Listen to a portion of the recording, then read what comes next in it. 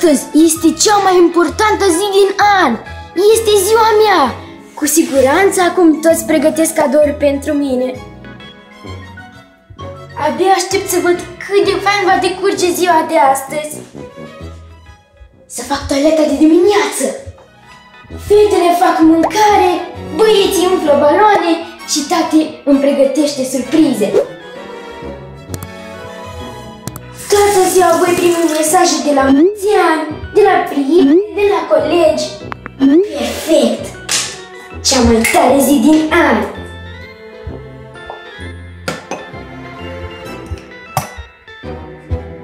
Oare ce au cumpărat ei pentru mine?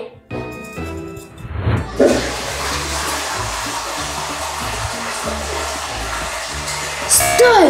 Dar nu sunt pregătit! Unde l-am pus? Unde l-am lăsat eu ultima dată? Cred că aici!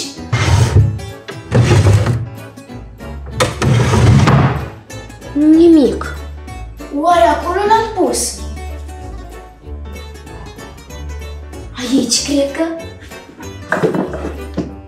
Unde? Sper că n-a dispărut. Voi? Hărți. Ia să văd ce este aici.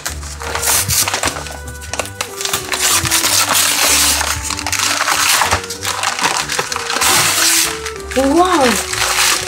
Niște caiete?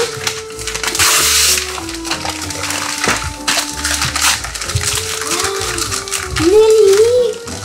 Caiete Melini! Cât de fain arată! Și sunt de matematică! Și pe fiecare pagină este inscripționat Melini? Chiar la toate! De mult timp n-am mai intrat pe melini.ro să văd ce a mai apărut nou.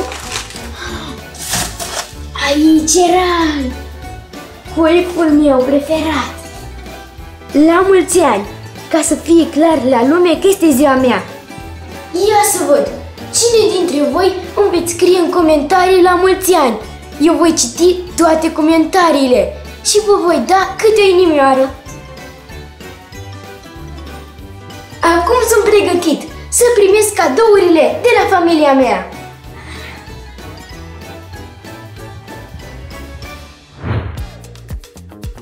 Bună! I-am ochii închiși, nu văd nimic. Unde este surpriza? Tortul! În care parte să suflu? Deja știu ce dorințe să-mi pun. Cine îmi dă primul cadourile? Ei, unde sunteți? Unde să suflu? N-aud nimic. Unde sunt toți? Unde sunt cadourile? Surprizele? Tortul? Sper că faceți un prank. Unde v-ați ascuns? Unde sunteți? Mihaela, Ionuț? Jos? Nu-i nimeni. Sus la fel. Gata, am prins momiala. Am căzut în capcană. Ajunge, veniți. Vreau să-mi pun dorința. Să suflu lumânările. Unde sunteți?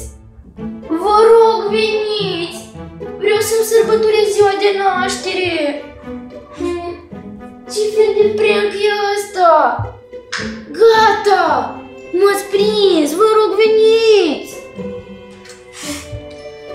Stai!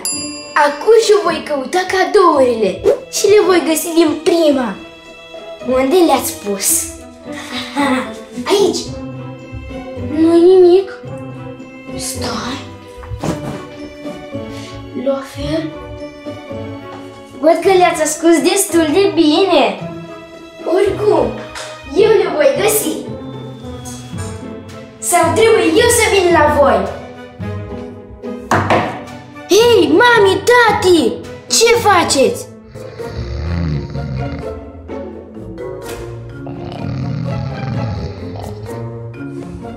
Tati, tu dormi? Ai uitat ce este astăzi?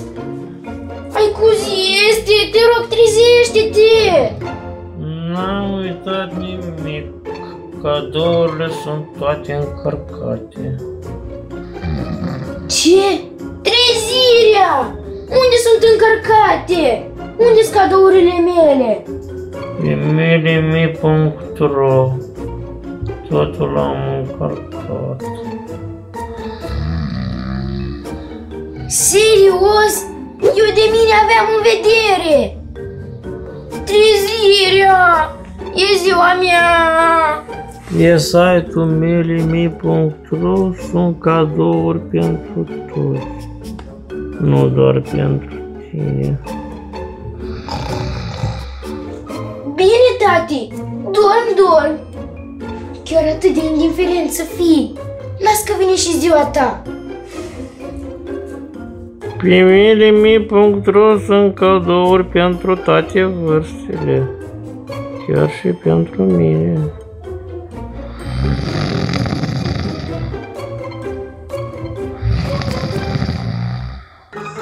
Asta tată se numește! Mereu tati spune, noi bărbații trebuie să fim uniți, să ne susținem. Și acum nici măcar nu mă felicită. La așa ceva încă nu m-am așteptat, mai ales de ziua mea. Stai puțin, dacă tati a uitat de ziua mea, atunci cu siguranță fetele n-au uitat de mine. Azi e ziua mea. Ți-am adus în dar și pregătesc cadouri pentru mine. Multe zâmbete, la mulți ani cu râsete. Cineva se aude în mansardă. Probabil pregătesc o surpriză pentru mine. S-a ascuns foarte bine. Unde se aud? Nu-i văd. Cred că aici. Se aude din ce în ce mai puțin. Înseamnă că nu aici este locul. Înseamnă că este pe la bucătărie. Aici! Nu-i nimeni. Poate living. Stau la masă. Cu siguranță îmi scriu câte o felicitare. Abia aștept să văd ce mi-au scris.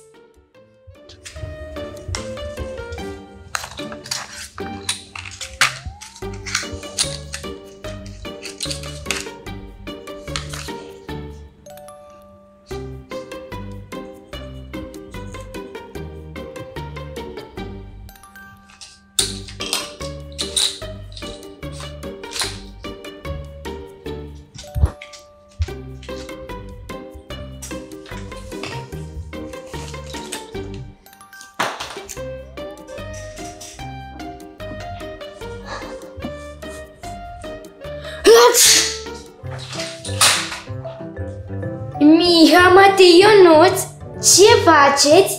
De ce intrați la noi fără să bați în ușă? Nu e frumos asta. Mă scuzați, dar am la voi o întrebare. Spune repede, că nu avem timp. Eu nu vă deranjez mult. Voi n-ați uitat nimic? De ce nu trebuia să uităm? Rozurile de la mașină parcă le-am colorat. Eu pe tesoruri și de rachetă n-am uitat. Dar eu nu întreb de desenele voastre. Iată, ce zi este astăzi? Azi e sâmbătă. Da, azi este sâmbătă, weekend. Și ce facem noi zilele acestea? Ne distrăm cu Melimi. Și încă? Mami face cârtite. Astăzi este ziua? Da, nu este noaptea. Acum e dimineață. Voi într-adevăr nu știți? Sau vreți să-mi faceți un prank? Ai vrut să mergem afară la fotbal? Uite, plouă. Da, astăzi nu este nicio zi importantă. Lăsați.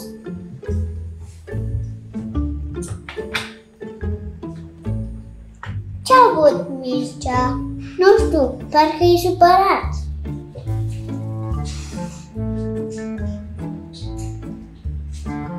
Niciodată nu s-a întâmplat așa ceva. Uite, toți, chiar toți, au uitat de ziua mea. Ce-au pățit? Chiar nu le pasă.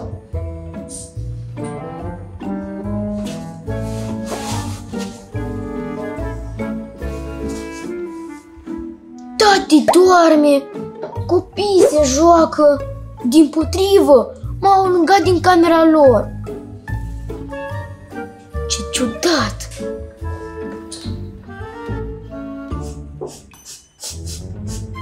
Miroase ceva gustos. Cred că mami îmi pregătește ceva de ziua mea. Măcar ea n-a uitat de mine.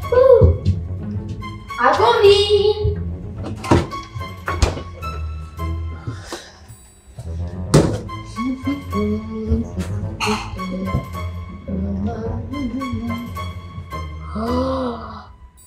Voi ați văzut ce se întâmplă pe masa de la bucătărie? Niciun eveniment la noi nu se sărbătorește fără de produsele preferate de la Viva.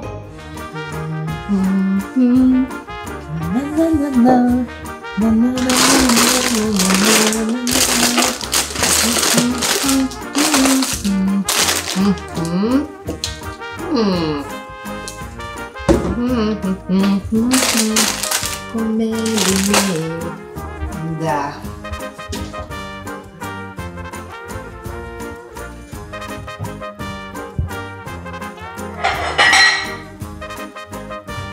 O, Mircea! Bună dimineața! Te-ai trezit? Bună dimineața! Da, m-am trezit. Dar uite că eu de dimineață ți-am pregătit o surpriză. Deci, tu n-ai uitat! Mami, tu ești cea mai tare și cea mai bună! Desigur că n-am uitat! Noi în fiecare weekend privim filme! Și uite aici, m-am aprovizionat cu de toate de pe shopius.ro. Ceea ce ne place nouă. Cum? Asta e pentru film? Păi da! Acum vine seara și toți îmi cereți pufuleți, napolitane, cereale, pufu King. Uite că am luat de toate, chiar și ăla. Mami, și tu exact ca ceilalți. Nu înțeleg, Mircea, ce ai? Te-ai trezit cu stângul. Asta voi vă comportați așa cu mine.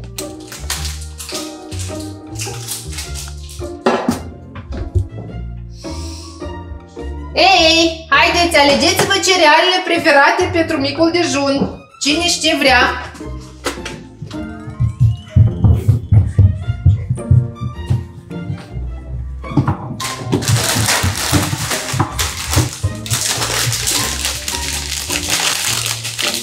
Care Cum se întâmplă așa? Toată familia a uitat de mine și de ziua mea. Acuși mă nervez și le șterg toate zilele de naștere din calendarul meu. Așa. Mami, șters. Matei, gata. Niciodată nu o să mai felicit de ziua lor. Asta ce-a mai fost? Ce s-a auzit? Avem oaspeți?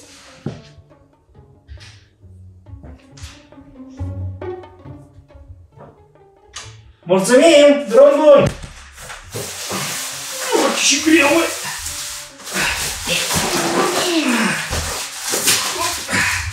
Rup spatele! Da bine, îl așa.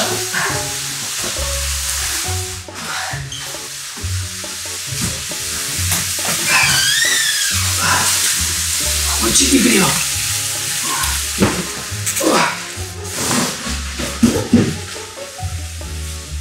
Nu am înțeles. Ce avea el acolo? Nu am văzut. Las că voi afla. O să-i placă! Cu siguranță!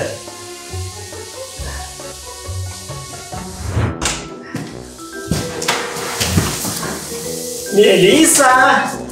Ia privește ce mi-am luat! Așa cum mi-am dorit eu! Da? Sunt cea mai fericită!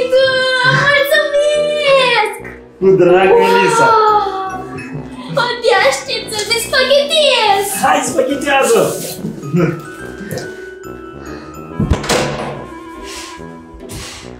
Rădătorii!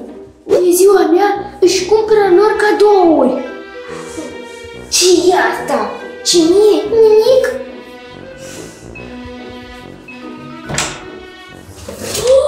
Instrucțiunea. Ce tare! Și o stea. Probabil. Niște pedale. Vezi? Ce grele sunt. Nu știu ce. Nu știu ce. Nu sunt roți. O, piernă! Ai și piernă, Melissa. Piernă! Ce mare este! Un buton. Habar, da? Ah, cred că e o săgerie. Nu știu. Iese. Nu știu o piernă.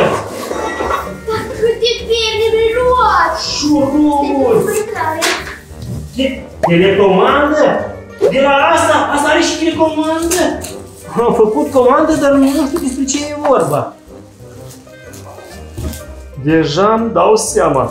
Dar ce caută pe aici? LED-uri. Ha! Îmi imaginez să și lumineze țile. Și ăsta? Ăsta? Nu, să iau un carton. Da. Hai să vedem, să încercăm să asamblăm. Poftim. Sper să fie simplu. Mai sunt încă piese. Baterii?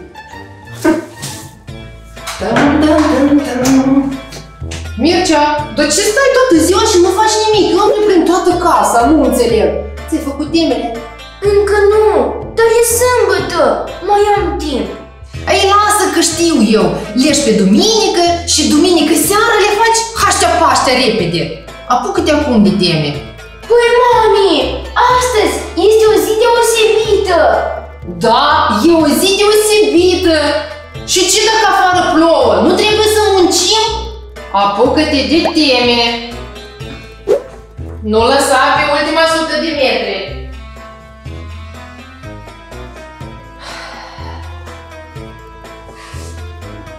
Cea mai proastă zi din toată viața. Nu înțeleg. Mircea astăzi toată ziua este iritat. S-a supărat pe toți. Dacă știți ceva, vă rog să-mi scrieți în comentarii. Eu nu înțeleg ce se întâmplă cu el. Câte ajutoare? La un Vai, singur ce scaun. moale este! Și ce confortabil! Hai să se plimbi și se spetează. Și ce confortabil este. De ce stă așa? Eu nu știu, așa este și hai să o îndreptăm. Stai că probabil am găsit soluția. Ia, Melissa, lasă-te pe scaun. Așa. Și Vezi să nu cad. nu cazi. Dar să vedem cât de mult se dă el până în spate. Așa Ha, și... și. Atât. Melissa, uite ce a ajuns! Vezi dacă sunt cei ce ai comandat tu. Dar ia să vezi ce am eu! Privește! Deja văd. Un scaun. Dar nu e un scaun simplu, mami. Care are luminițe! Unde? Nu știu cât e de confortabil. Este Și cât va foarte ține el. confortabil. Mă, că nu știu din ce cauză să ai nevoie de lumină. Nu în față, ci la spate. Și unde e lumina, nu o văd. Peste tot are lumină! Privește! Vezi? Cât de fain! Wow! Așa ceva nu am văzut niciodată. Și nu doar o culoare, ci și roșu, verde, albastru, galben, un albastru mai deschis și roz, cel mai fain! Da, Melissa, vreau și eu așa scaun. Chiar e tare. Melissa, dar probează papucii, să vezi dacă îți vin. Chiar acum! Două perechi. Nu cam mult. Aceștia sunt cei sport! Ce fain! Oare sunt mărimea potrivită? Ce? Melissa mi-a furat ziua mea de naștere! Și toate cadourile pleacă la ea!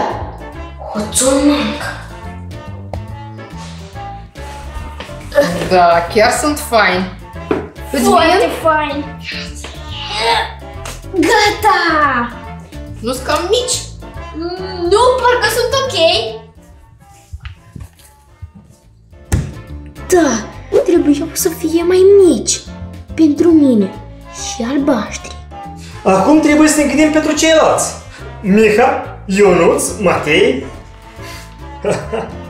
Vai, cât de fain! Mulțumesc! Cu plăcere, Elisa!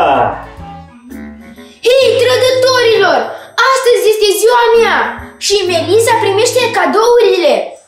Mircea? Stai un pic! Ce să stau? Să privesc cum voi vă bateți joc de mine și Melisa primește cadourile care trebuia să le primesc eu? Mircea, dar tu n-ai înțeles! Din păcate, am înțeles totul.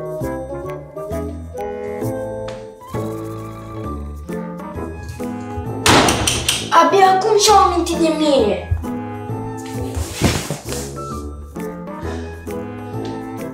Mircea! Mă auzi? Ce vrei de la mine? Hai să vorbim! Nici nu vreau să aud de voi. Eu vreau cu tine să vorbesc! Dar eu nu vreau. Lăsați-mă odată în pace.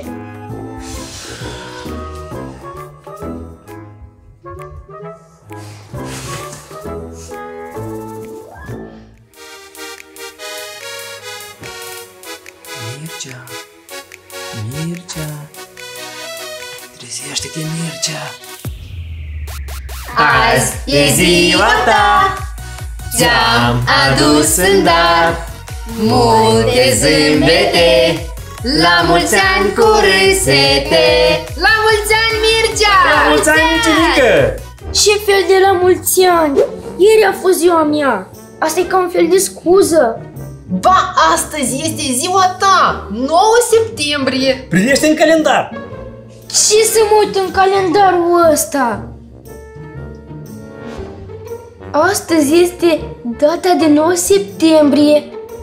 Deci ieri n-a fost ziua mea? Și tu ieri toată ziua ai fost supărat. Noi ne pregăteam, noi făceam repetiții pentru ziua ta. Da, și apropo, ai un scaun exact ca și la Melisa, doar că o culoare deosebită, pe care te lăsăm tu să o descoperi. Ce? Am și eu scaun? Desigur! Cum ai crezut? Exact ca la Melisa, doar că invers, negru! Mulțumesc! Hai, scoate-l să-l vezi. Hă? Îți place? Foarte mult! Atunci hai mai repede să-l asamblăm! Să vezi cât de comod este! Iar de papuci am zis să-ți alegi tu singur culoarea, e chiar și modelul. Ești sigur să-mi aleg eu singur? Desigur, Mircea! Tati achită din salariul lui. Gata, mi-am ales! Achită! E ziua ta, cum să nu ai...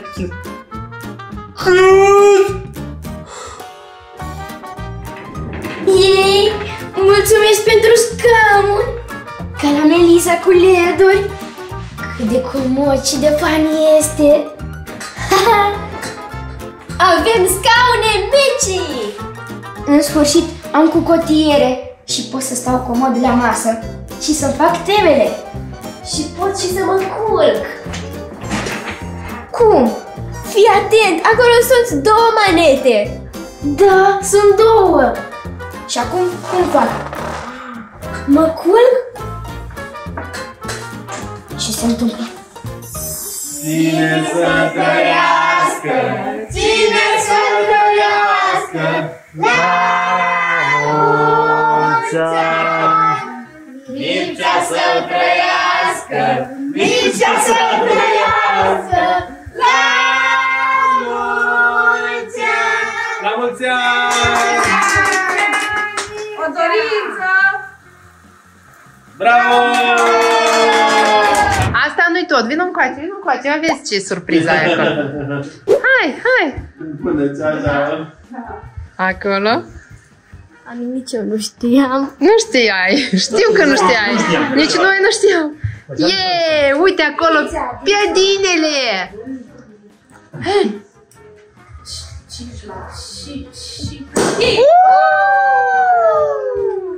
Poftă mare! Mulțumim! Sărbătorile de ieri au venit să trăiască și astăzi. Da, continuăm cu la mulți ani Maria și Mircea. Mircea trebuia să fie Ion, dar trebuia să fie atunci Maria. Dar bine, cred că pentru că pe stil vechi, exact peste o zi de la nașterea lui Mircea a fost Sfântul Ion. De aceea i-am și pus Mircea Ion și Ionuț este Ion, pentru că s-a născut chiar de Sfântul Ion. Ionuț e Pe stil de... Ioan. Și ia să vedem. Ghiciți? Hai că e ușor. Cum se numește tortul ăsta? Miroase atât de bine. Abia aștept să-l mănânc. Se începe cu S și se termine cu S. S.